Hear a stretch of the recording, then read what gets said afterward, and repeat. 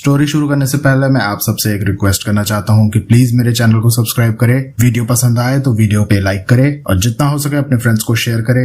इससे मेरे चैनल को सपोर्ट और आपका प्यार मिलेगा, सो प्लीज कंसिडर इट।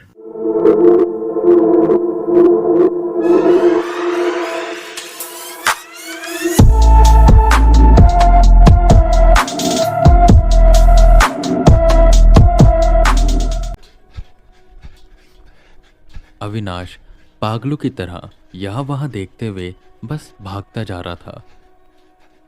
आसपास के लोग उसे देखकर ये सोच रहे थे कि आखिर इसे हुआ क्या है। और ये पहली बार नहीं था जब अविनाश ऐसे बर्ताव कर रहा था। रोज कभी वो अचानक ही सड़क पर आराम से चलते हुए एक दिशा की ओर देखकर डरकर भागने लग जाता, तो कभी क्लास में बैठा बैठा उसे कुछ ऐसा दिखता जिससे वो पसीने से तरबतर हो जाता और बीच क्लास में उठकर भाग जाता। लोगों को, उसके दोस्तों को और तो और उसके परिवार वालों को भी अविनाश की दिमागी हालत ठीक नहीं लग रही थी। पर अविनाश के मुताबिक उसे ऐसी शक्तियां दिखाई देती हैं जो किसी और को नहीं दिखाई देती। वो देखने में काफी भयानक और डरावनी होती हैं। अगर सीधे शब्दों में कहा जाए तो अविनाश भूत प्रेतों को देख सकता था और ये अक्सर अविनाश को देखकर उस पर हमला कर देते थे। ये एक शक्ति थी जिससे वो उन ताकतों को देख पाता था जो दूसरी दुनिया की थी, पर उसे शक्ति कम एक श्राप ज्यादा लगता था। वो ये बात सबको बताता, पर कोई भी उसकी बात पर भरोसा न करता। बस उसके दादाजी थे जो उसकी बातों पर भरोसा करते थे। पर 4 साल पहले उनका भी देहांत हो गया और उनकी मौत काफी रहस्यमयी थी और अब तक उनकी मौत का सही कारण किसी को पता नहीं चला था। भागते भागते अविनाश काफी थक गया। वो एक कूलर के पेड़ के पीछे छुपा।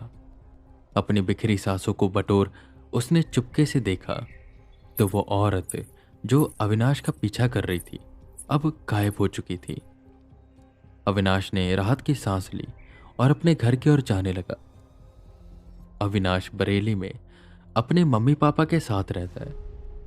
उसके पापा एक सरकारी अफसर है और उसकी मम्मी एक स्कूल में अध्यापक, जिसकी वजह से वो दोनों ही काफी व्यस्त रहते हैं। माँ, मैं घर आ गया, अविनाश घर के अंदर आते हुए कहता है। अविनाश की मां भागते हुए उसके पास आई। अविनाश, अभी गांव से फोन आया था, तुम्हारी दादी की तबीयत बहुत ज्यादा खराब है। अगले हफ्ते से पेपर है और चुनाव भी है, तो मुझे और तुम्हारे पापा को छुट्टी नहीं मिली। हम दोनों की ड्यूटी लगी है, तो पापा चाहते हैं कि तुम दादी के पास जाओ। बुआ कल तक आ जाएगी, तो तुम चिंता मत करो, बस वहां पर संभाल लेना। ये सुन अविनाश भी काफी चिंतित हो गया, क्योंकि दादी अविनाश को बहुत मानती थी। अविनाश की दादी हिमाचल में रहती थी और वो भी अपने मम्मी पापा के साथ ही वहीं पर रहता था। पर फिर यूपी में उसके पापा की सरकारी नौकरी लग गई और वो यहाँ पर आ गए। उन्होंने दादा दादी से भी कहा कि वो यहाँ पर आ जाए, पर वो सब अपना गांव छोड़ने को तैयार नहीं थे। उन्हें अपनी जड़ों से जुड़े रहना था और कुछ न कुछ ऐसा था वहां पर जिसकी शायद वो देखभाल भी कर रहे थे, पर उन चीजों के बारे में वो किसी को कुछ बताते नहीं है। शाम की ट्रेन से अविनाश को बरेली से धर्मपुर जाना था और फिर वहां से बस करके गनौल। उसकी मम्मी उसे अकेले इतना दूर भेजना नहीं चाहती थी, पर अविनाश के पापा उन्हें समझाते हैं कि अविनाश 21 साल का हो चुका है और वो इतना समझदार है कि अकेले सब कुछ संभाल ले। पर उसकी मां परेशान और चिंतित थी किसी और वजह से, जो अचानक अविनाश पागलों की तरह बर्ताव करके भागने लग जाता है। अगर कहीं रास्ते में ट्रेन में जाते हुए वैसे भागने लगा और उसे कुछ हो गया तो अविनाश के पापा उन्हें भरोसा दिलाते हैं कि ऐसा कुछ भी नहीं होगा और वो अविनाश को भी समझाते हैं।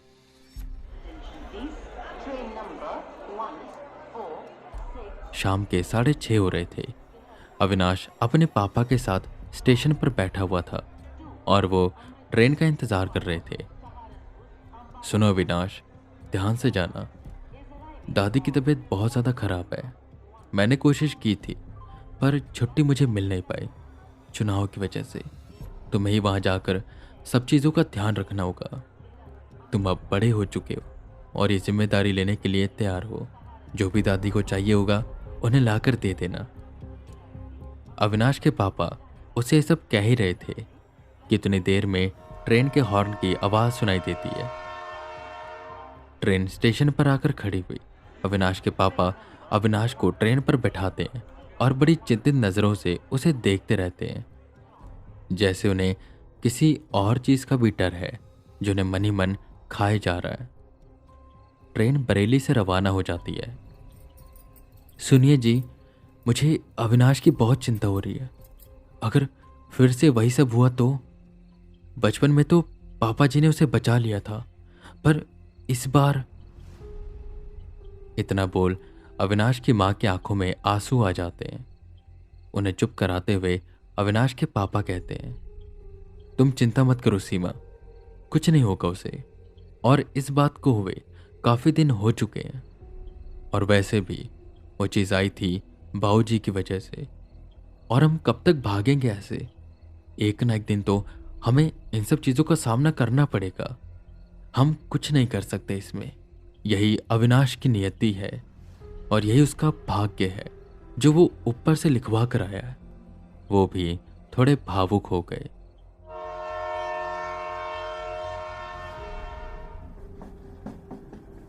वहीं अविनाश की ट्रेन तेजी से आगे बढ़ते हुए हिमाचल की ओर जा रही थी और उसमें बैठे अविनाश के दिमाग में बातें घूम रही थी। दादाजी की हुई रहस्यमयी मौत और अब दादी की अचानक तबीयत खराब होना। कोई न कोई ऐसी चीज तो थी जो अविनाश को उस गांव की ओर खींच रही थी। यही सब सोचते सोचते अविनाश की आंख लग गई और वो सो गया। रात के यही 2 बज रहे थे। उसे एक आवाज आई। आवाज जैसे बाहर से कोई खिड़की पर खटखटा रहा हो। पर्दे लगे हुए थे। उसने पर्दे को एकदम से साइड किया और देखा कि बाहर एक आदमी है जो अविनाश को गौर से देख रहा है। उसकी आंखें बड़ी बड़ी हैं और उसका मुंह खुला हुआ है। अविनाश एकदम से डर कर उठा। उसने घड़ी देखा तो 2 बज रहे थे और ना जाने उसे ऐसा क्यों एहसास हो रहा था कि ट्रेन चल रही है। अविनाश ने हिम्मत करके वापस से खिड़की के बाहर देखा तो अब वहां पर कोई भी नहीं था और ट्रेन तेज रफ्तार से जा रही थी। ये देखकर अविनाश का दिमाग चकराने लग गया। ये जो चीजें थी अविनाश का पीछा छोड़ नहीं रही थी। खैर, किसी तरह वो दोबारा से सोया। अगले दिन की सुबह हुई। ट्रेन हिमाचल में आ चुकी थी और धर्मपुर आने वाली थी। बस 2 घंटे ही बचे थे। सुंदर पहाड़ों के बीच से होती ट्रेन तेजी से आगे बढ़ती जा रही थी और अविनाश खिड़की से बाहर सुंदर नज़ारा देख रहा था। उसे ऐसा लग रहा था कि वो स्वर्ग में आ गया है। हालांकि उसके बचपन का काफ़ी समय हिमाचल में ही बीता था, पर काफ़ी छोटी उम्र में ही उसे अपना घर गांव छोड़कर बरेली में जाना पड़ा था। अब जब वो वापस अपने घर जा रहा है तो काफ़ी खुश हो रहा है। दादाजी का जब देहांत हुआ था तो सिर्फ मम्मी पापा ही गांव गए थे और उसे लेकर नहीं गए थे, पर आज वो इतने समय बाद अपने उस घर में जा रहा है और उसकी खुशी का कोई ठिकाना नहीं था। पर वो ये नहीं जानता था कि खुशी बहुत ही जल्द एक डर में बदलने वाली है और ये स्वर्ग एक नर्क में।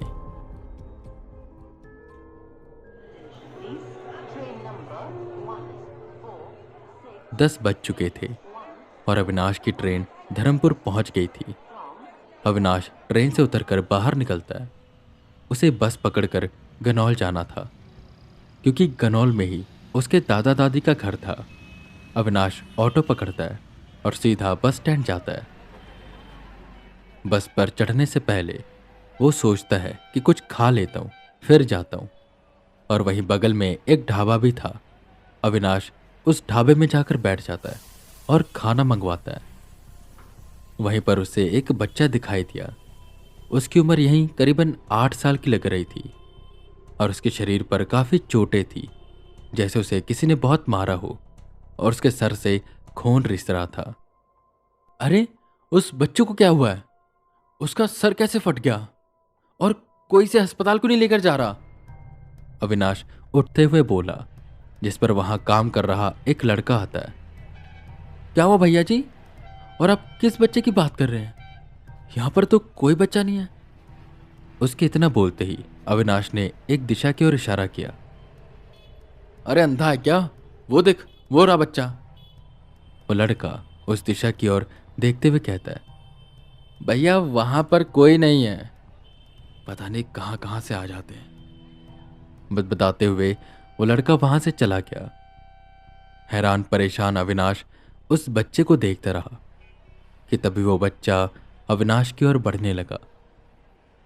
अविनाश ये समझ गया कि ये कोई सामान्य बच्चा नहीं, बल्कि एक रूह है। वो बच्चा उसे कुछ नहीं कहता, बस उसके सामने आकर खड़ा हो जाता है और एक आस भरी नजरों से देखता रहता है। खाना आता है और अविनाश खाना खाकर वहां से निकल जाता है, पर वो बच्चा भी उसके पीछे पीछे आ रहा था। क्या चाहिए तुम्हें? क्यों आ रहे हो मेरे पीछे? अविनाश ने पूछा, जिस पर वो बच्चा कुछ भी नहीं कहता। सालोन, सालोन, बस कंडक्टर आवाज लगा रहा था। ये बस सालोन जाती थी, जिसके रास्ते में ही गनौल आता था। बस छूटने वाली थी। अविनाश जल्दी से बस में जाकर बैठ गया, जिस पर वो बच्चा भी बस में चढ़ गया। कहाँ फंस गया मैं? माथे पर हाथ रख अविनाश बदबदाया। बस चली और अपनी मंजिल की ओर तेजी से जाने लगी। वहां से गनौल बस आधे घंटे की दूरी पर था। अजी गनौल आ गया, गनौल उतर जाइए, बस कंडक्टर चिल्लाया, जिस पर अपना बैग उठा अविनाश उतर गया और वो बच्चा भी पीछे पीछे आने लगा। अपने गांव की मिट्टी पर पैर रखते ही अविनाश को पुराने दिन याद आ गए। दिन उसके बचपन के। इसी गांव की गलियों में अविनाश बचपन में भागा करता था, अपने दोस्तों के साथ खेला करता था। अब तक तो सब बड़े हो चुके होंगे और शायद मुझे भूल भी चुके होंगे, सोच अविनाश अपने घर की ओर बढ़ने लगा। मिट्टी की वो सौंधी खुशबू, चिड़ियों की चहचहाट और सर्द सर्द हवाएं अविनाश को वापस से अपने बचपन में लेकर जा रही थी। मिट्टी के कच्चे रास्ते से होते हुए वो अपने घर की ओर जाने लगा। अविनाश का घर बिल्कुल चोटी पर था, सब घरों से ऊपर, और उसकी एक वजह भी थी, और इस वजह से अविनाश अनजान था। अभी तो और भी काफ़ी चीज़ें थी जिससे अविनाश अनजान है, और काफ़ी ऐसे राज हैं जो दफन है, जो धीरे धीरे अविनाश के सामने आएंगे। कच्ची सड़क से होते हुए वो अपने घर के सामने पहुंचा। मिट्टी का बना पुराना घर। अविनाश ने दीमक लगी लकड़ी के दरवाजे को हल्का सा धक्का दिया, जिससे वो आवाज करते हुए खुल गया। दादी, बुआ, कोई है? आवाज लगाते हुए अविनाश अंदर आया। अंदर बैठक में एक चरमराहट हुई। अविनाश बैठक में गया तो वहां उसकी दादी खाट पर लेटी हुई थी, जो शायद अविनाश की आवाज को सुनकर उठ गई थी। कौन है? उन्होंने हल्का सा उठते हुए पूछा। अविनाश उनके पैर छूते हुए कहता है, अरे दादी, मैं हूं अविनाश। इतना सुन उसकी दादी खुश हो जाती है और उसका माथा चूमती है। अक्कू, तू कैसा है मेरा बेटा? कितने साल हो गए तुझे देखे, तू तो काफी बड़ा हो गया है। अविनाश हल्का सा मुस्कुराता है और दादी को वापस से खाट पर लेटा देता है। दादी, बुआ नहीं दिखाई दे रही? उसने यहां वहां देखते हुए पूछा। नहीं बेटा, अभी तक नहीं आई है, शाम तक आ जाएगी। तू यहीं रुक, मैं तेरे लिए चाय लेकर आती हूं, दादी ने उठते हुए कहा। अविनाश उन्हें लेटे रहने को कहता है और रसोई में जाकर चाय बनाने की तैयारी करता है। उसने जैसे ही मटके में पानी निकालना चाहा तो देखा उसमें पानी ही नहीं है। मटका उठा वो बाहर कुएं से पानी भरने का सोचता है। जब वो छोटा सा था तो अक्सर अपनी मम्मी के साथ पानी भरने जाता था। आज उसकी सारी पुरानी यादें ताज़ा हो रही थी। उसने जैसे ही घर का दरवाज़ा खोला और सामने देखा तो वो बच्चा जो ढाबे से उसके पीछे आ रहा था वहीं पर खड़ा है। ना जाने उसे क्या चाहिए था, वो बस एकटक अविनाश को देखता जा रहा था। अविनाश उसे नजरअंदाज कर पानी भरने के लिए चला जाता है, जिस पर वो बच्चा उसके पीछे पीछे आता है। कुआं उसके घर से बस कुछ कदमों की दूरी पर था। अविनाश ने पानी भरना शुरू किया।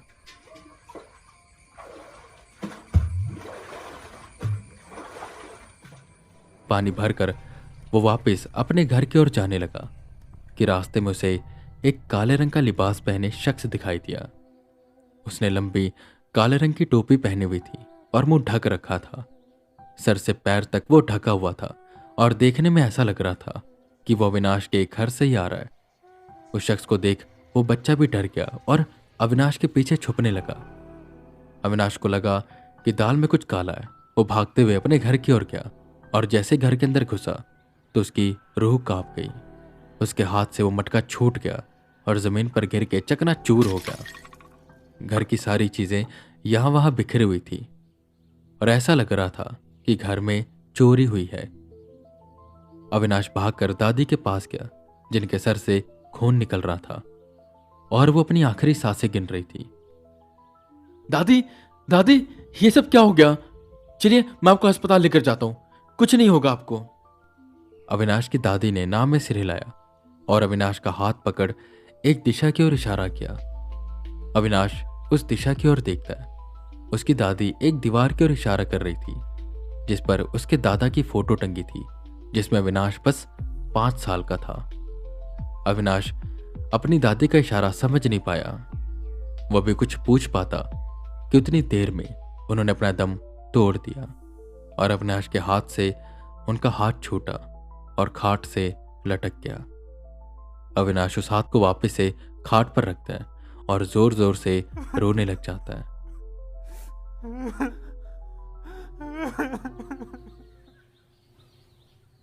अविनाश अपनी आंखों को पोंछकर उस तस्वीर की ओर देखता है जिसकी तरफ उसकी दादी इशारा कर रही थी। तस्वीर उसकी और उसके दादाजी की थी, जिसमें वो बस 5 साल का था। वो दोनों उस तस्वीर में काफी खुश लग रहे थे। भावुक हो अविनाश ने वो फोटो फ्रेम उतारा और एकटक उस तस्वीर की ओर देखने लगा। तभी उसे ऐसा लगा कि फोटो फ्रेम के पीछे कुछ है। अविनाश ने देखा तो वहां पर एक सफेद पंख था, जिसे टेप की मदद से चिपकाया हुआ था। अविनाश ने उस पंख को निकाला और अच्छे से देखने लगा। वो पंख किसी सामान्य पक्षी का नहीं लग रहा था, क्योंकि वो बहुत बड़ा था और उसके अंदर एक चमक सी थी जो अविनाश के छूते ही बढ़ने लगी। एकदम से वो पंख हवा में यहां वहां उड़ने लगा। अविनाश उसे पकड़ने की कोशिश करता है, पर वो पंख उड़ते उड़ते बाहर निकल गया। वो स्टोर रूम की ओर जाने लगा। अविनाश उसके पीछे पीछे जाता है। वो पंख स्टोर रूम के अंदर चला गया। अविनाश ने स्टोर रूम खोला, पर वहां पर पंख नहीं दिख रहा था। शायद इन्हीं सामानों के बीच में कहीं गुम गया होगा। इतना सोच एकाएक वो सामान हटाने लगा। अविनाश उस पंख को ढूंढ रहा था, जिस पर उसे एक बड़े से शीशे को हटाते ही एक छोटा सा दरवाजा दिखाई दिया, जिसे देख वो बिल्कुल हैरान हो गया। पहले यहां पर कोई भी ऐसा दरवाजा नहीं था, उसे इतना तो याद है। उसने दरवाजा खोला और उसके अंदर गया तो एक छोटे से कमरे में पहुंचा। वहां पर तरह तरह की चीजें रखी हुई थी। इतने सारे सामान के बीच अविनाश को एक डब्बा दिखाई दिया, जिसके ऊपर वो पंख पड़ा था और चमक रहा था। अविनाश उस डब्बे को उठाता है और खोल कर देखता है तो उसमें उसके दादाजी की फोटो पड़ी थी, जो उन्होंने खिंचवाई थी एक पुराने से रेलवे स्टेशन के सामने। वह रेलवे स्टेशन बंद हो गया था। उसी डब्बे में पड़ी थी एक टिकट ट्रेन की, पर उस पर क्या लिखा था उसे समझ ही नहीं आ रहा था। वो भाषा उसने कभी पढ़ी नहीं थी। अविनाश उस डब्बे को और अच्छे से देखता है तो उसमें एक चिट्ठी पड़ी थी जिस पर लिखा हुआ था अविनाश। वो चिट्ठी शायद उसी के लिए थी। अविनाश ने उस चिट्ठी को पढ़ना शुरू किया। मेरे प्यारे पोते अविनाश, यह खत जब तुम्हें मिलेगा तब मैं और तुम्हारी दादी इस दुनिया से जा चुके होंगे। यह खत तुम्हें कुछ ऐसी चीजें बताने के लिए लिख रहा हूं जो तुम्हारे मम्मी पापा तुमसे छुपाते आए हैं और शायद आगे भी छुपाते रहेंगे। इसमें उनकी गलती नहीं है। हर माँ बाप अपने बच्चे की रक्षा करना चाहता है और वो ये नहीं चाहते कि तुम्हें कुछ हो क्योंकि तुम उनकी संतान हो। हमारे परिवार के पास सदियों से ऐसी ताकतें रही हैं जिससे हम दूसरी दुनिया की शक्तियों या कहीं आत्माओं को, शैतानों को देख सकते हैं। मेरे वक्त पर यह ताकत मेरे पास थी जो मुझे मेरे पापा से मिली। ये ऐसे ही चलता रहा, पर ना जाने क्यों तुम्हारे पिता के पास ऐसी कोई भी ताकत नहीं आई, जिसकी वजह से हमें लगा कि शायद ये ताकतें अब हमारे परिवार से जा चुकी हैं। जब तुम्हारा जन्म हुआ तो हमने सोचा नहीं था कि तुम इन ताकतों के साथ पैदा होगे। तुम्हें पता है हमें कब पता चला कि तुम्हारे पास ये ताकतें हैं? तुम जब 3 साल के हुए तब तुम्हें आत्माएं दिखाई देने लगी। मैं पहले तुम्हें इन ताकतों के बारे में अच्छे से बता दूं ताकि तुम ये समझ पाओ कि हमें ये ताकतें मिली क्यों हैं। पहले के समय में जैसे स्वर्गलोक, भूलोक और पाताल लोक हुआ करता था, जहां ये तीनों लोकों में रहने वाले एक दूसरे के लोक में जा सकते थे, जिससे संतुलन बिगड़ता था। राक्षस भूलोक और स्वर्गलोक पर हमला करते थे और इन्हें हराने के लिए नारायण अवतार लेकर आते थे। जब द्वापर युग खत्म हुआ और कलयुग आरंभ हुआ तब इन्हें अलग अलग कर दिया गया। इससे हर लोक के रहने वाले अपने अपने लोक में आराम से रह सकते थे। पर जो भूत प्रेत थे वो इंसानों के मरने के बाद उनकी आत्मा भटकती रहती थी, जिन्हें मोक्ष नहीं मिलता था। लोगों को तंग करना, उन्हें हानि पहुंचाना ये उनका काम हुआ करता था। तब एक ऐसा द्वार बनाया गया जिससे इन्हें इंसानी दुनिया से अलग रखा जा सके। एक ऐसे संत थे जिन्हें उस द्वार को खोलने का, उन रूहों को उस दुनिया में भेजने का दायित्व दिया गया। हम उन्हीं की संतान हैं। वो अपने मंत्रों से उस द्वार को खोल पाते थे और बंद कर पाते थे। और मैं तुम्हें एक और बात बता दूं, कुछ रूहें अच्छी होती है तो कुछ बुरी होती है। जो अच्छी होती हैं वो अपने आप उस द्वार में जाना चाहती हैं। जो बुरी होती हैं उन्हें हमें पकड़कर जबरदस्ती उसमें भेजना पड़ता है। जैसे जैसे पुश्तें आगे बढ़ती गई वैसे वैसे पुश्ते अपने सुविधा अनुसार इन मंत्रों को छोटा और आसान करते रहे ताकि आगे आने वाली पुश्तों को दुविधा न हो। जो मेरे दादाजी थे उन्होंने इसे और आसान कर दिया। उस समय यहाँ से पेड़ और पत्थर ले जाने के लिए एक ट्रेन चलती थी। फिर एक यात्री को ले जाने के लिए ट्रेन चलने लगी। ज़्यादा यात्री यहाँ के लिए आते नहीं थे तो उस ट्रेन को बंद कर दिया गया और वह यहीं पर खड़ी रहने लगी। रेलवे स्टेशन बना हुआ था जिसे बंद कर दिया गया क्योंकि शहर में एक अच्छा स्टेशन बन चुका था। उन्होंने उसी स्टेशन का प्रयोग किया, उसे द्वार बना दिया और वो जो ट्रेन वहां पर खड़ी है उसे एक जरिया बनाया जिससे वो रूहें सीधा दूसरी दुनिया में जा सकती हैं। और ये टिकट जिसके पास होगी वही उस ट्रेन को बुला सकता है। मैं और मेरे पिताजी उसी का प्रयोग करते थे। एक बार मैंने यहाँ से बहुत ही खतरनाक रूह को दूसरी दुनिया में भेजा, पर जब ट्रेन आई तो वो खाली नहीं थी। उसमें एक शख्स बैठा हुआ था काले लिबास में।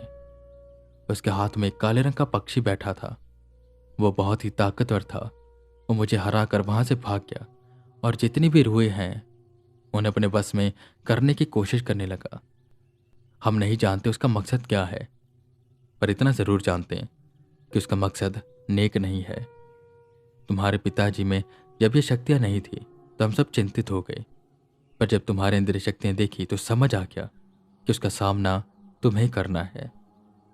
तुम्हारी शक्तियां हम सबकी शक्तियों से ज्यादा है और शायद वो भी ये जानता था जो तुम्हें 5 साल की उम्र में मारने आया था, जिस पर तुम्हारी रक्षा एक सफेद पक्षी ने की थी। कौन है वो उसे हम नहीं जानते, पर उसके बाद तुम्हारे मम्मी पापा तुम्हें यहां से लेकर चले गए। मेरी मौत और तुम्हारी दादी की मौत इस टिकट को बचाते बचाते हुई है। वो इसी टिकट के पीछे है जो शायद दूसरी दुनिया से बुरी शक्तियों को यहाँ लेकर आना चाहता है। अविनाश, तुम्हारे पास एक बहुत बड़ी जिम्मेदारी छोड़कर जा रहा हूँ। तुम्हें रूहों को उस दुनिया में भेजना होगा और साथ साथ उस शख्स का सामना करना होगा। मैं जानता हूँ तुम ये कर लोगे। अपनी शक्तियों को पहचानो, उन्हें उभारो। मैं हमेशा तुम्हारे साथ रहूंगा। और वो सफ़ेद पक्षी हमारा साथी है, पर वो काला पक्षी हमारा दुश्मन। याद रखना। देवनारायण नेगी। इतना पढ़ अविनाश की आंखें बड़ी हो गई। क्या ये सच है या झूठ? वो इसी कश्मकश में पड़ गया और सोचने लगा अपने बचपन की बातों को, जहां उसे याद आया कि बचपन में उसे कई भूत प्रेत दिखते थे। जब वो 5 साल का था तो उस पर एक शख्स ने हमला किया था, जिसकी वजह से उसके मम्मी पापा उसे बरेली ले गए। उससे बातें याद आने लग गई। उस टिकट को जेब में रखता है तो उसे एक और चीज उस डब्बे में दिखाई देती है। उस डब्बे में एक लॉकेट रखा हुआ था जिस पर एक सफेद रंग का पंख लगा था। अविनाश उसे पहन लेता है और वापस से बाहर जाता है। उसे अभी भी यकीन नहीं हो रहा था। उसने अपने पापा को और बुआ को बता दिया था कि दादी अब नहीं रही। बुआ तो शाम तक आ ही रही थी और उसके मम्मी पापा और बाकी रिश्तेदार कल तक आ जाते। वो बस अपनी दादी के पास बैठा हुआ था और सोच रहा था कि वो कैसे इन जिम्मेदारियों को निभाएगा कि एकदम से वो खड़ा हुआ। उसे उस पुराने रेलवे स्टेशन के बारे में पता था। वो बचपन में कई बार अपने दादाजी के साथ वहां पर गया हुआ था। अविनाश उठता है और उस पुराने रेलवे स्टेशन पर जाने के लिए बाहर निकलता है। वो रेलवे स्टेशन उनके घर से ज्यादा दूर नहीं था, बस जंगल के बीच से होते हुए उसे जाना था और वो वहां पर पहुंच जाता। पर हाँ, वो रास्ता गुप्त था। और उसे कैसे पता था? तो जब वो छोटा था तो उसके दादाजी उसे अक्सर वहां पर घुमाने लेकर जाते थे। हालांकि वो छोटा था, पर वो रास्ता उसे अभी भी याद था। झाड़ियों के बीच से होते हुए अविनाश उस रेलवे स्टेशन की ओर जा रहा था और वो जो बच्चा था वो भी अविनाश के पीछे पीछे आ रहा था। अविनाश उस स्टेशन पर पहुंचा जो बहुत ही पुराना हो गया था। उस पर घास उगाई थी और मिट्टी भी काफी जमा हो गई थी। एक प्लेटफॉर्म, पुराना रेलवे ट्रैक और दूर खड़ी एक ट्रेन भी ऐसी जिस पर जंग लग चुका था। और वो पुराने जमाने की कोयले वाली ट्रेन थी जिसके साथ 4 बोगियां जुड़ी हुई थी। अब अविनाश को क्या करना है उसे कुछ भी समझ नहीं आ रहा था, पर अविनाश तैयार था अपनी जिंदगी के इस नए चैप्टर के पन्नों को पलटने के लिए। अविनाश उसी पुराने रेलवे स्टेशन के बेंच पर बैठा। वो बस ये सोच रहा होता है कि ये ट्रेन कैसे इस दुनिया से दूसरी दुनिया को जाती होगी। वहीं उस स्टेशन पर वो बच्चा भी खड़ा हुआ था। अविनाश ने अपनी जेब से वो टिकट निकाली और उसे देखने लगा। कितनी देर में टिकट पर लिखे वो शब्द चमकने लगे। ये देखकर अविनाश बिल्कुल हैरान हो गया। अभी वो समझ पाता कि यहां पर क्या हो रहा है कि उसे उस ट्रेन का हॉर्न सुनाई दिया। धुआं छोड़ती वही पुरानी ट्रेन धीरे धीरे स्टेशन की ओर आ रही थी। उसके चक्कों पर जंग लग चुका था जिससे एक अजीब सी चरमर की आवाज हो रही थी। धीरे धीरे वो ट्रेन स्टेशन पर आई और रुक गई। अविनाश उठकर उस ट्रेन को देखने लगा। उस ट्रेन में कोई भी नहीं था, ना कोई सवारी और ना ही कोई चालक। वो ट्रेन अपने आप चल रही थी। वो बच्चा हंसने लगा। उस ट्रेन पर जाकर चढ़ गया और एक सीट पर बैठ गया। ट्रेन के हॉर्न की आवाज आई और वो ट्रेन तेजी से धुआं छोड़ते हुए वहां से रवाना हो गई।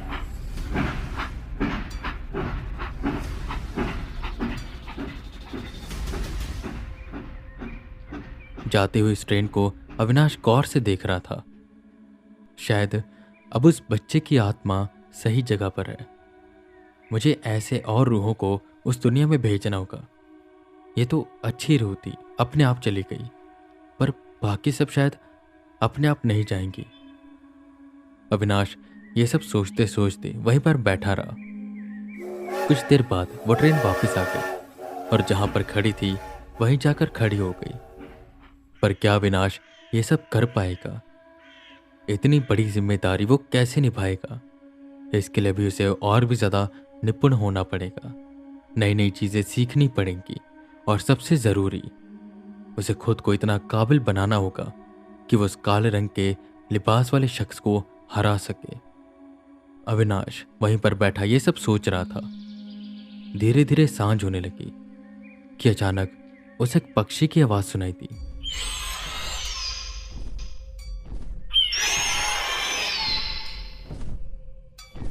वो यहां वहां देखने लगा तो वहीं प्लेटफॉर्म पर लगे खंबे पर एक बड़ा सफेद पक्षी आकर बैठ गया। वो देखने में कोई सामान्य पक्षी नहीं लग रहा था, बल्कि किसी और दुनिया का लग रहा था। चमकते पंख, नीली आंखें और बड़े बड़े पंजे। वो अविनाश को ही देख रहा था। ये वही पक्षी था जिसका पंख अविनाश को उसके टिकट पर मिला था, और यही वो पंख था जो अविनाश के गले में लॉकेट बनकर लटका हुआ था। खैर, अविनाश को वहां बैठे बैठे काफी समय हो गया। वो वापस से अपनी दादी के पास जाने लगा।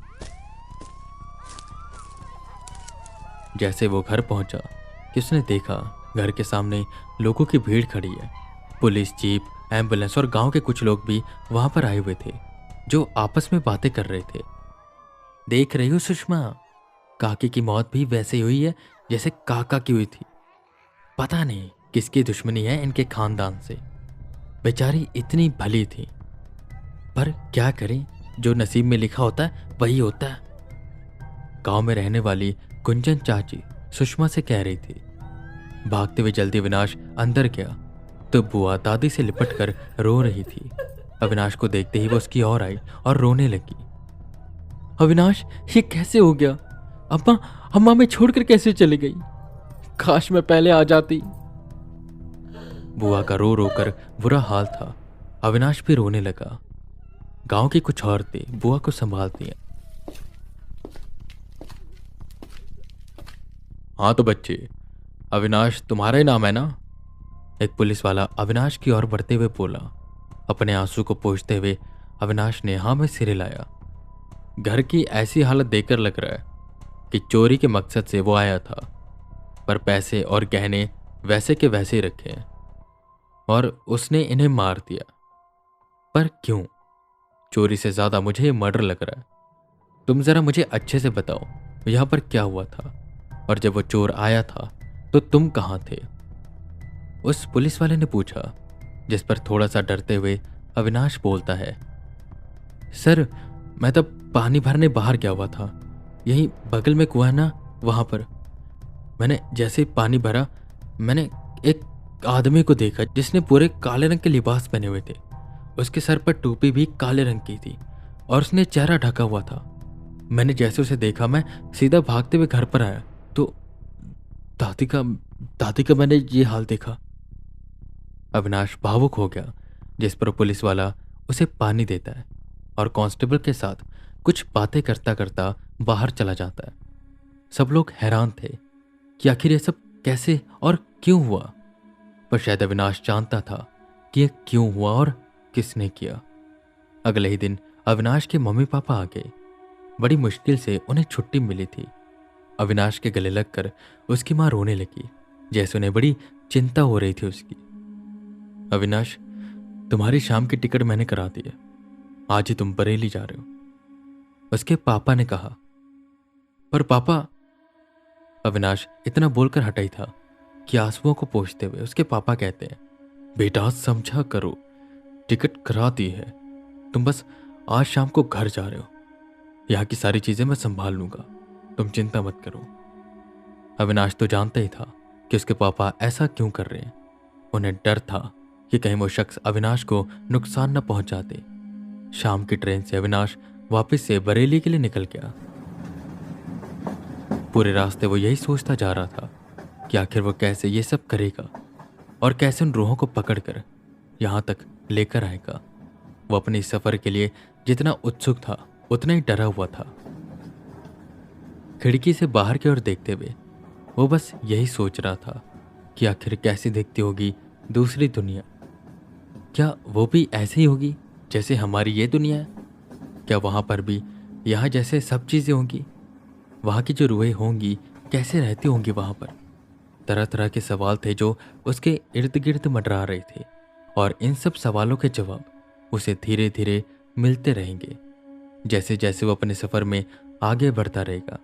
ये उसकी ज़िंदगी का एक ऐसा सफ़र होने जा रहा था जो जितना रोमांचक था उतना ही खतरनाक।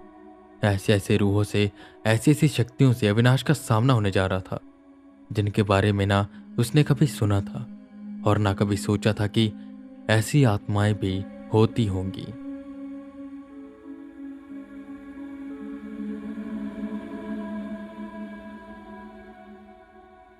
एक साल बाद अविनाश अपनी आगे की पढ़ाई के लिए चंडीगढ़ जाने का सोचता है। उसके मम्मी पापा उसे मना भी नहीं करते। दादी के गुजरने के बाद जो जो उसके साथ हुआ उसने अपने घर में कुछ भी नहीं बताया। वो उन्हें परेशान नहीं करना चाहता था, और वो अभी खुद भी इतना तैयार नहीं था कि रूहों को पकड़ने लगे और उनका सामना कर सके। अविनाश, तुमने अपना सारा सामान रख लिया ना? एक बार दोबारा देख लो, कुछ भूल मत जाना, अविनाश की मम्मी ने कहा। अविनाश एक बार दोबारा से अपना सामान देखने लग जाता है। कमरे में जाकर उसने एक एक चीज देखनी शुरू करी, जिसपे उसे एक डब्बा दिखाई दिया जो उसने छुपाकर अपनी अलमारी में रखा हुआ था। उसने उस डब्बे को खोला। सफेद पंख, कुछ कागज, और उन सब के बीच में रखी हुई थी वही टिकट। टिकट जिससे वो आत्माओं को दूसरी दुनिया में भेज सकता था।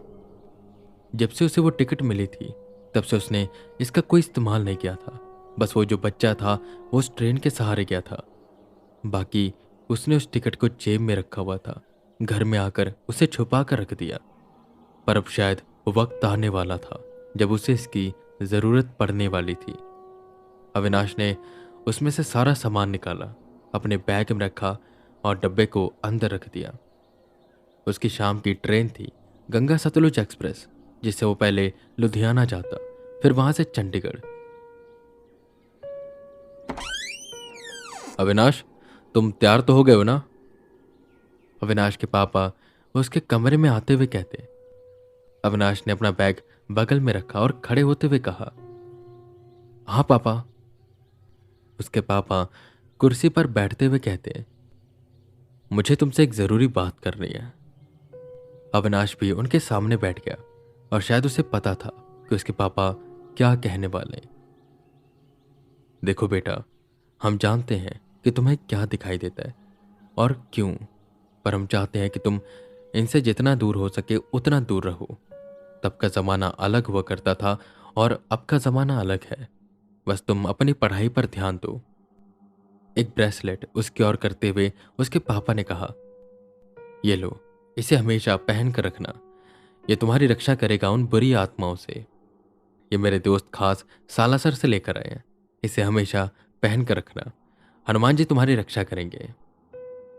अविनाश उसे पहन लेता है और कुछ नहीं कहता।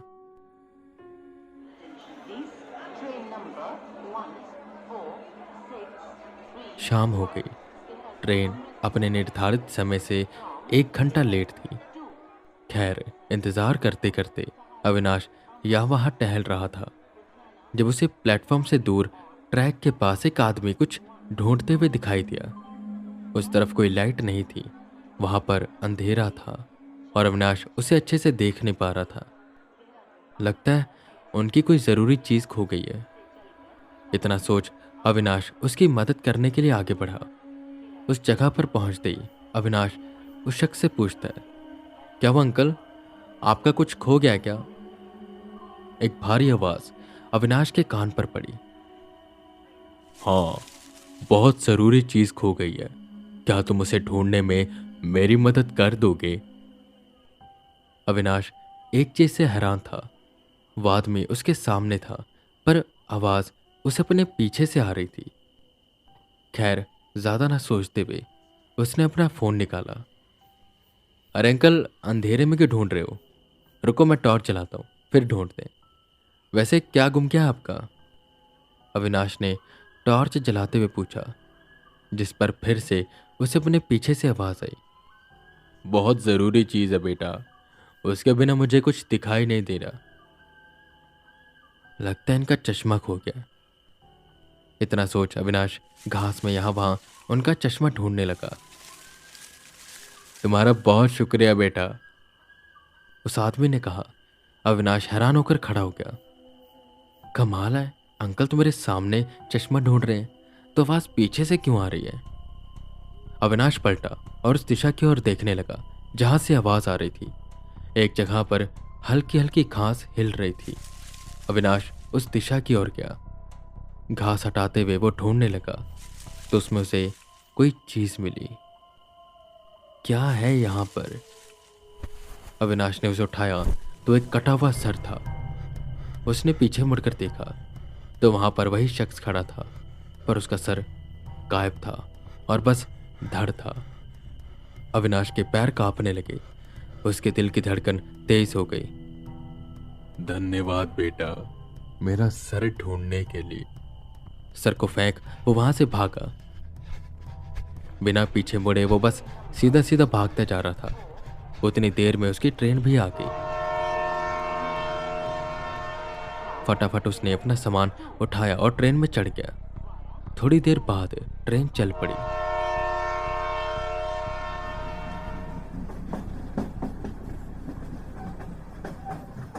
ट्रेन के चलते ही उसने राहत की सांस ली, पर डर उसे अभी भी लग रहा था। देर रात हो गई, अविनाश को नींद नहीं आ रही थी। अंबाला स्टेशन पर ट्रेन खड़ी थी, शायद क्रॉसिंग थी।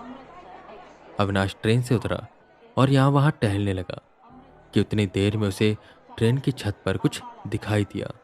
कोई बैठा हुआ था जो अविनाश को देखते ही उसकी ओर कूदा। ये वही भूत था जिसका सर उसके धड़ से अलग था। उसने अपने हाथ में अपना कटा सर पकड़ा हुआ था। वो अविनाश के सामने खड़ा था। अविनाश को बेहद डर लग रहा था। वो वहां से भागने वाला था कि वो सर बोला, डरो मत, मैं तुम्हें कुछ नहीं करूंगा। तुम मुझे इस दुनिया से आज़ाद कर सकते हो। मुझे आज़ाद कर दो। मैं यहाँ पर नहीं रहना चाहता हूँ। बहुत साल पहले बरेली के स्टेशन पर मैं गिर गया था। उसी समय ट्रेन आ गई और मेरा सर धड़ से अलग हो गया। तब से मेरी रूह वहाँ पर भटकती रहती है। मुझे यहाँ पर नहीं रहना। मुझे मेरी दुनिया में भेज दो। वो रोने लगा। अविनाश को कुछ भी समझ नहीं आ रहा था कि तभी उसके गले में पहना वो लॉकेट चमकने लगा। अविनाश जाकर जल्दी से उस टिकट को निकालता है और बाहर आता है। उस टिकट के शब्द वापस से चमकने लगे और अविनाश को ट्रेन के हॉर्न की आवाज सुनाई दी। तेजी से धुआं छोड़ते हुए वही पुरानी ट्रेन अंबाला के स्टेशन पर आ गई, जिसे अविनाश और उस सरकटे भूत के अलावा और कोई नहीं देख पा रहा था। ट्रेन के आते ही वो भूत अविनाश का शुक्रिया अदा करता है और ट्रेन पर चढ़ जाता है। उस भूत के चढ़ते ही ट्रेन वहां से चली गई। तब उसी ट्रैक पर दूसरी ट्रेन आई, जिससे शायद उसकी ट्रेन का क्रॉसिंग था। अविनाश की ट्रेन ने हॉर्न बजाया। अविनाश जाकर अपनी ट्रेन में बैठ गया और वो ट्रेन चल पड़ी। इससे अविनाश को एक और बात पता चल गई कि उस ट्रेन को बुलाने के लिए उसे उस पुराने प्लेटफॉर्म पर जाने की जरूरत नहीं है। वो किसी भी प्लेटफॉर्म पर उसे बुला सकता है। अगली सुबह अविनाश लुधियाना पहुंचा और वहां से चंडीगढ़ के लिए निकल गया। चंडीगढ़ यूनिवर्सिटी में उसने अपना दाखिला करवाया था और बगल के एक हॉस्टल में उसने अपने रहने के लिए एक रूम भी ले लिया था।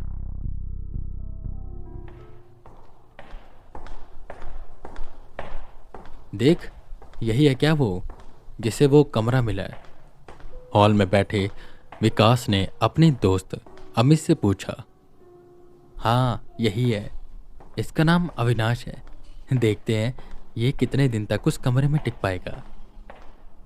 इतना बोल अमित हंसने लगा, जिसके साथ साथ विकास भी हंस पड़ा। अविनाश यहाँ वहाँ देखते हुए बस आगे बढ़ रहा था। वो किसी ऐसे को ढूंढ रहा था जो उसकी मदद कर सके। उसे दूर पानी के कूलर के पास एक लड़का पानी पीते हुए दिखाई दिया। वो उसके पास गया। हेलो, वो मुझे जानना था कि ये रूम नंबर 18 किधर है? अविनाश ने उससे पूछा। इतना सुन वो एकदम से रुक गया वो थोड़ा डरते डरते पलटा। तुम्हें क्यों जानना है वो मनहूस रूम कहाँ है? कौन हो तुम? उसके लब थरथरा रहे थे।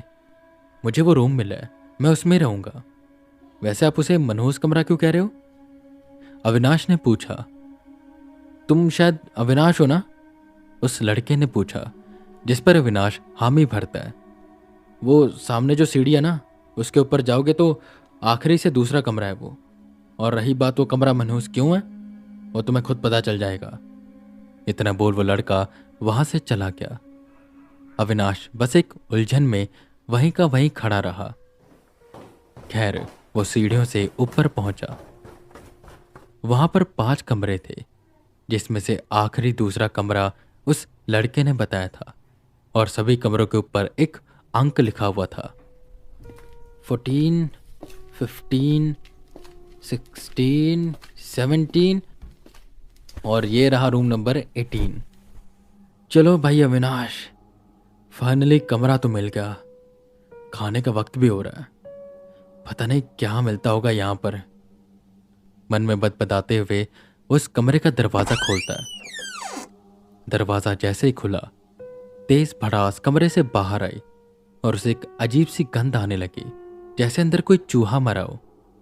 अंदर आते ही उसने कमरे की लाइट जलाई तो उसमें कचरा, मिट्टी, चूहे के मल सब भरे पड़े थे।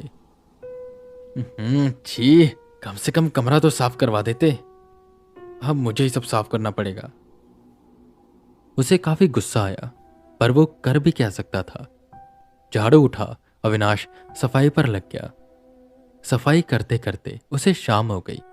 अपना सामान सही से रख वो नीचे की ओर खाना खाने गया, तब एकदम से उसे कानों में आवाज आई। खाना खाने जा रहे हो तो मोटे नीरज से बचकर रहना, बहुत तंग करता है सबको। अविनाश यहां वहां पलटकर देखता है तो वहां पर कोई भी नहीं था। उसे लगा शायद उसका कोई वहम होगा। नीचे जाकर वो मेस से खाना लेने लगा कि तब उसके पीछे 2-3 लड़के आए। क्यों बे चूजे, तू क्या यहां पर नया है? अविनाश ने पलट कर देखा तो एक मोटा सा लड़का वहां पर खड़ा था और उसके पीछे 2 लड़के थे जो शायद उसके चमचे थे। हाँ, आज ही आया हूं। इतना बोल अविनाश घूमकर अपना खाना निकालने लगा कि तब उसने पीछे से अविनाश के बालों को पकड़ा और खींचते हुए बोला, क्यों बे, तुझे क्यों लगता है ऐसे सबके सामने चुप रहकर या मुझे नजरअंदाज करके तू बड़ा हीरो बन जाएगा? अगर यहाँ पर रहना है तो मेरे तरीके से रहना पड़ेगा, समझा लल्लू लाल? उसके अविनाश को लल्लू लाल कहते ही सब हंसने लगे।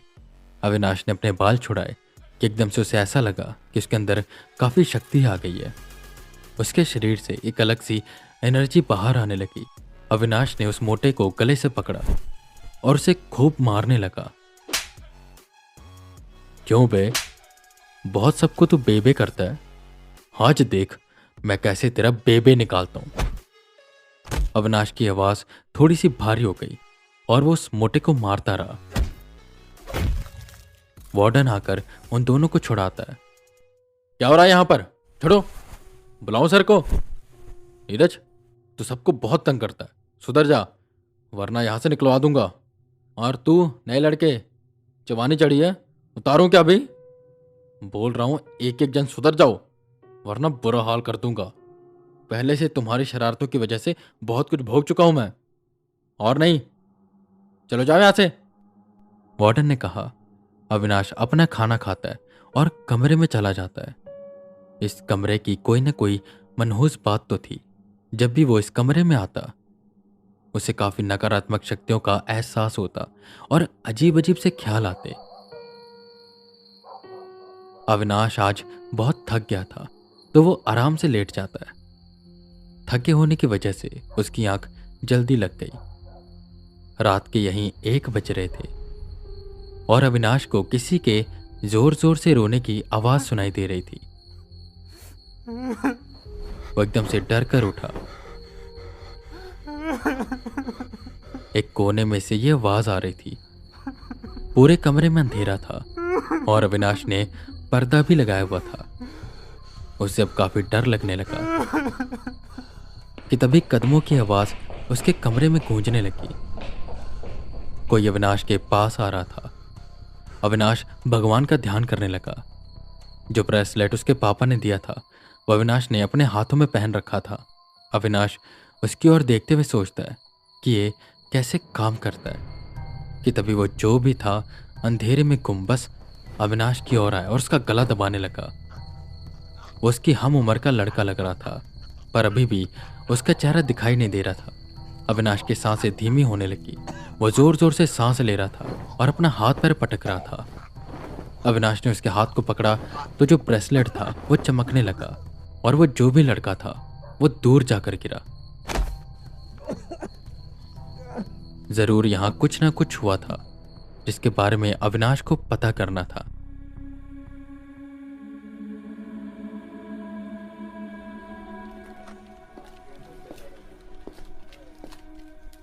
क्यों बे चूजे, कैसी रही रात? हंसते हुए उस मोटे लड़के ने पूछा। अविनाश सुबह का नाश्ता लेने जा रहा था। वो उसकी इस बात को नजरअंदाज करता है। कल की रात उसके लिए बहुत ही भारी थी। अविनाश, तुम ठीक तो हो ना? एक लड़का उसके पास आते हुए पूछता है। हाँ, क्यों, क्या हुआ? उसने कहा, जिस पर वो लड़का थोड़ा सा हैरान होता है। नहीं, मैं तो बस कुछ कहते कहते वो लड़का रुक गया और वहां से जाने लगा। रुको, तुम जानते हो ना उस कमरे की कहानी क्या है? अविनाश ने पूछा। वो लड़का पलटा और उसने हाँ में सिर हिलाया। अविनाश और वो लड़का जिसने अपना नाम रवि बताया था वो छत पर जाते हैं, जहां रवि अविनाश को उस कमरे की सारी कहानी सुनाता है। ये कहानी मुझे मेरे सीनियर ने बताई थी। पहले पहले मुझे लगा कि ऐसे ही डराने के लिए सुना रहे हैं, पर एक दिन मैं और मेरा दोस्त पंकज रात को उस कमरे में चले गए, ये देखने कि सच में वहां पर कुछ है या नहीं। तो वहां पर जो हमने देखा उससे हमारी हालत खराब हो गई और पंकज उस दिन के बाद कभी इस हॉस्टल में आया ही नहीं। अब बगल में एक हॉस्टल है, वहां पर रहता है। अविनाश को थोड़ा सा डर लगने लगा।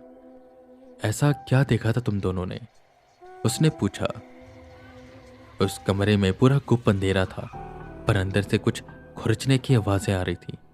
मैंने जैसे ही फोन की टॉर्च चलाई तो देखा एक लड़का बैठा दीवार पर अपने नाखून खुरच रहा है। उसके नाखून से खून निकल रहा था और हमारे आते ही वो एकदम से पलटकर अजीब तरह से मुस्कुराने लगा। दरअसल हुआ यूं था कि बहुत साल पहले यहाँ पर एक लड़का रहता था, अंकुश। पढ़ाई लिखाई में बहुत तेज था, पर उसके सीनियर उसको बहुत तंग करते थे, उसकी रैगिंग करते थे। वो बहुत परेशान रहता था। एक दिन हद हो गई तो अंकुश ने उनमें से एक की असाइनमेंट बनाने को मना कर दिया, जिस पर पूरे कॉलेज में उन्होंने इसको नंगा घुमाया और वीडियो भी बनाई। पूरे कॉलेज ने उसे इस हालत में देखा और सब हंस रहे थे। वो ये सह न पाया तो इसी कमरे में उसने पंखे से लटक कर अपनी जान दे दी। तब से कहा जाता है कि उसकी आत्मा भटकती है और जो भी इस कमरे में रुकता है उसे तंग करती है। ये सारी कहानी सुन अविनाश को उसके लिए काफी बुरा लगने लगा। आज यूनिवर्सिटी में उसका पहला दिन था। वो लेट नहीं होना चाहता था तो वो जल्दी से कमरे में जाता है। कमरे में घुसते ही अविनाश को अंकुश की आत्मा दिखाई देती है, जो खिड़की के पास खड़ी थी और अविनाश को एकटक देख रही थी। उसे लग रहा था कि अविनाश उसे देख नहीं पाओ। अगर तुम्हें डर लग रहा है तो तुम मेरे कमरे में आज की रात सो जाओ। जिस पर अविनाश कुछ नहीं कहता और अपनी बात बदल देता है। नहीं नहीं, थैंक यू, पर मैं वहीं पर ठीक हूं और डर वर मुझे नहीं लगता। रवि से उसकी दोस्ती हो गई थी और रवि पहला लड़का था जिससे उसकी दोस्ती हुई थी। सूरज छुपने लगा और अंधेरा बाहें फैलाकर आने लगा। अविनाश अपने कमरे में जाता है, सीधा लाइट जलाता है तो अंकुश अविनाश के बेड के पास खड़ा था और उसे देखते ही वो थोड़ा दूर हो गया। अविनाश सीधा उसके सामने जाकर खड़ा हुआ। अंकुश एकदम से हक्का बक्का हो गया। तुम्हें यहां पर नहीं रहना चाहिए, चलो मैं तुम्हें तुम्हारी दुनिया में भेज दूं। अविनाश के इतना बोलते ही अंकुश सुन्न हो गया। तुम मुझे देख सकते हो? अंकुश की आत्मा को बोलने में काफी तकलीफ हो रही थी। हाँ, इसके साथ साथ मैं तुम्हारी कहानी भी जानता हूं। जो तुम्हारे साथ हुआ बहुत बुरा हुआ अंकुश, पर हम उसे बदल नहीं सकते। पर यहां वहां भटकने से अच्छा है तुम अपनी दुनिया में चले जाओ। अविनाश के इतना कहते ही वो बच्चों की तरह रोने लगा। अविनाश उसे चुप कराता है और अपने बैग से वो टिकट निकालता है। रात हो चुकी थी। छुपते छुपाते अविनाश हॉस्टल से निकला और अंकुश के साथ उस ट्रैक के सामने गया। रास्ते में जितने भी कुत्ते थे वो सब अंकुश को देख देख कर भौंक रहे थे और अंकुश को देखकर एक दो रूहें भी अविनाश के पीछे पीछे आने लगी। अविनाश को इससे थोड़ा डर तो लग रहा था, पर वो जानता था कि वो उसे कुछ भी नहीं कहेंगी। रेलवे ट्रैक के पास पहुंचते ही अविनाश ने उस टिकट को निकाला। कहीं ऐसा न हो कि टिकट बस प्लेटफॉर्म पर काम करती है, उसने मन में सोचा। कुछ देर वो रुका पर ट्रेन नहीं आई। वो हताश होने लगा कि एकदम से वो शब्द चमकने लगे। ट्रेन के हॉर्न की आवाज सुनाई दी। दूर अंधेरे से पटरियों को हिलाती एक ट्रेन आ रही थी। वो ट्रेन ठीक उनके सामने आकर रुकी। जितने भी रूहें थीं अंकुश के साथ उस ट्रेन पर चढ़ गईं। अंकुश ने अविनाश का दिल से शुक्रिया अदा किया। ट्रेन चल पड़ी और वो सब अपनी दुनिया में जाने के लिए रवाना हो गए।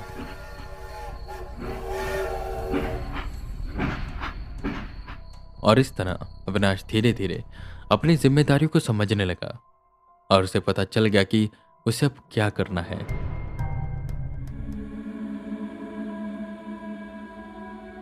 अविनाश को चंडीगढ़ आए काफी समय हो गया था। उसके काफी दोस्त भी बने और काफी ऐसे लोग भी बने जिनसे उसकी दुश्मनी हो गई।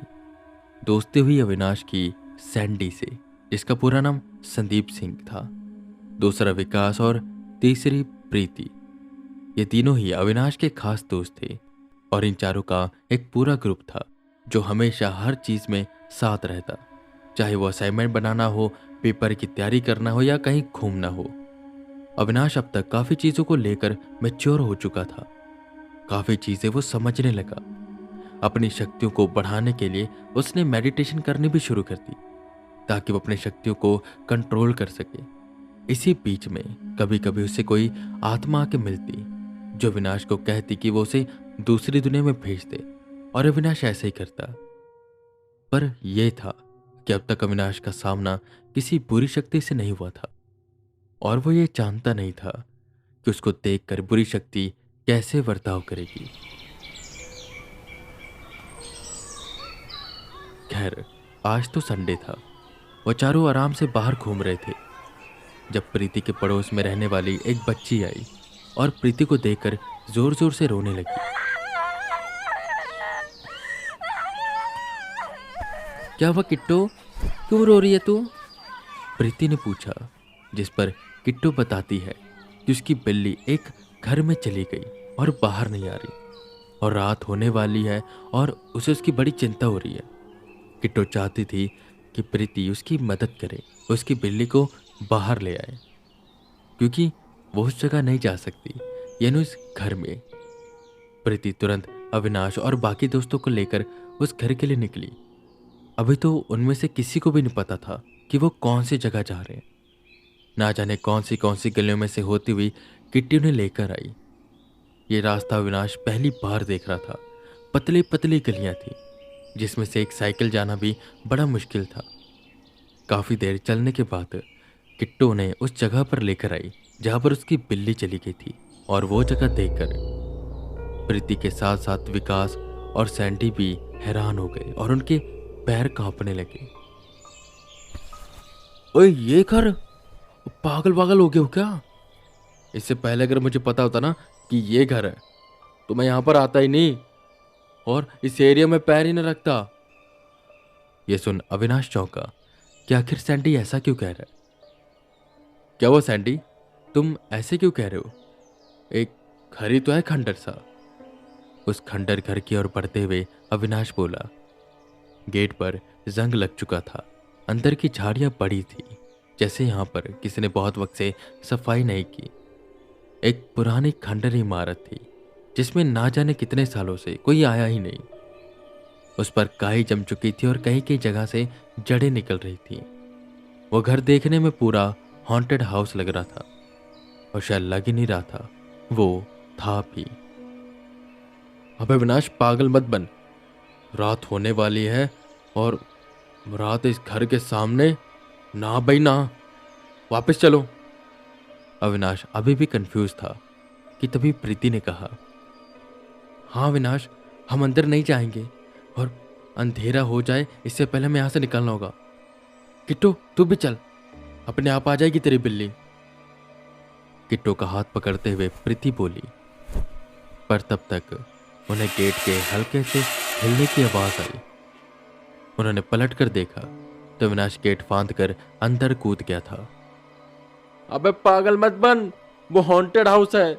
इस घर में कोई भी जाता तो वापस नहीं आ पाता। अगर एक बार अंदर घुस गया ना तो वापस नहीं आ पाएगा। अविनाश छोड़ यार, इसकी बिल्ली को सुबह ढूंढ लेंगे, विकास ने कहा। पर तब तक अविनाश उस खंडर के दरवाजे तक पहुंच गया। इतना तो मैं जानता ही हूं कि यह जगह हॉरर है, तभी तो मैं यहां पर आया हूं। मैं देखना चाहता हूं कि यहां पर कैसी आत्मा रहती है और उसकी बैक स्टोरी क्या है। मुझे इनकी कहानियां सुनने में बड़ा मजा आता है और इसी बहाने में उस बच्ची की बिल्ली को भी ढूंढ लूंगा और दोस्तों में टोरा बन जाएगा। अविनाश मन ही मन खुश होते हुए वो पुराना सा दरवाजा खोलता है जो एक ची की आवाज करते हुए खुलता है। मिट्टी की मोटी परत जमीन पर बिछी हुई थी और चारों तरफ मकड़ियों के जाले थे। ना जाने कितने सालों बाद ये घर खुला था। अपने कदम उस पुराने फ्लोर पर रखते हुए अविनाश आगे बढ़ा। उसे बिल्ली की आवाज आई। ये आवाज ऊपर से आ रही थी। अविनाश सीढ़ियों को ढूंढकर ऊपर की ओर चढ़ने लगा। अब तक अंधेरा हो गया था तो उसने फ्लैशलाइट जला ली। वो किट्टू की बिल्ली को ढूंढ रहा था। काफी ढूंढने के बाद उसे वो एक बेंच के पीछे छुपी हुई मिली। पर अविनाश को कोई आत्मा नहीं मिली। उसे लगा शायद यहां पर कोई आत्मा होगी ही नहीं, तो वो बिल्ली को लेकर नीचे की ओर बढ़ने लगा। तभी उसने देखा कि सीढ़ियों के बगल में एक दरवाजा है। पर जहां तक अविनाश को याद था यहां पर कोई दरवाजा था नहीं। अविनाश एक सीढ़ी नीचे उतरता तो उस दरवाजे के पीछे से 2 सीढ़ी चढ़ने की आवाज आती। उस कमरे के अंदर कोई ना कोई तो था। अविनाश तेजी से नीचे उतरने लगा और उस कमरे के अंदर से भी किसी के सीढ़ी चढ़ने की आवाज तेजी से आने लगी। जैसे ही अविनाश ने आखिरी सीढ़ी पर पैर रखा कि वो दरवाजा खुल गया और जो अविनाश ने देखा उससे वो डर कर तेजी से ऊपर भागा। दरअसल उसने देखा कि एक 8 फुट लंबा और पतला सा इंसान उस दरवाजे से बाहर निकला। उसके बाल सामान्य थे और चिपके हुए थे। आंखें फैली हुई थी, नाक फैला हुआ था, एक कान बड़ा सा था और एक कान आधा कटा हुआ। वो इतना बड़ा खुला हुआ था कि वो एक बार में ही उस पूरी बिल्ली को अपने मुंह में भर ले। वो अविनाश को देखने लगा और अविनाश समझ गया कि कोई सामान्य आत्मा तो नहीं है। अविनाश सीढ़ी से ऊपर की ओर भागा कि तभी उस आत्मा ने अविनाश के पैर को पकड़ा और घसीटते हुए उसे अंदर लेकर जाने लगी। अविनाश को कुछ भी समझ नहीं आ रहा था कि यहां पर हो क्या रहा है और अब वो क्या करे। मैं तुम्हें तुम्हारी दुनिया में भेज सकता हूं, अविनाश ने बोला। जिस पर वो रुका, पलटा, अविनाश को घूर कर देखने लगा।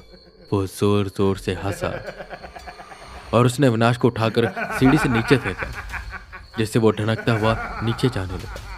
एकदम से वो जमीन पर गिरा और ऊपर से कूदकर वो आत्मा आई। अविनाश पीछे की ओर हुआ। उसने आसपास नजर घुमाई तो एक बेसमेंट था जिसमें 3 लोगों की लाश सड़ रही थी और जिनकी लाशें सड़ रही थी उनकी आत्मा उनके पास खड़ी थी और अपनी लाश को देखकर रो रही थी। वो हंसते हंसते अविनाश की ओर बढ़ने लगा और अब अविनाश को लगा कि ये उसका अंत है। उस आत्मा ने अविनाश को पकड़ा और दबाना शुरू किया। अविनाश कुछ भी समझ नहीं पा रहा था कि वो क्या करे। उस आत्मा ने अविनाश के गले को पकड़ा। अविनाश हाथ पैर चलाने लगा, खुद को बचाना चाहता था वो कि तभी उस आत्मा ने अविनाश को दूर फेंका। अविनाश दीवार से टकराया। वो अविनाश की ओर तेजी से बढ़ने लगी। तभी अविनाश को एक चिड़िया की आवाज आई। ये आवाज चील की थी, पर कोई सामान्य चील नहीं। अविनाश खड़ा हुआ। वो आत्मा भागते हुए अविनाश को मारने आ रही थी कि तभी अविनाश की आंखें चमकी उसने उल्टा उसी आत्मा को पकड़ा और उठाकर दूर फेंका। अविनाश को असीम ताकत का एहसास हुआ, पर एक ही पल उसे होश आया तो वो उस घर के बाहर था। वो बिल्ली को लेकर बाहर आ चुका था और सब उसे घेर कर खड़े थे।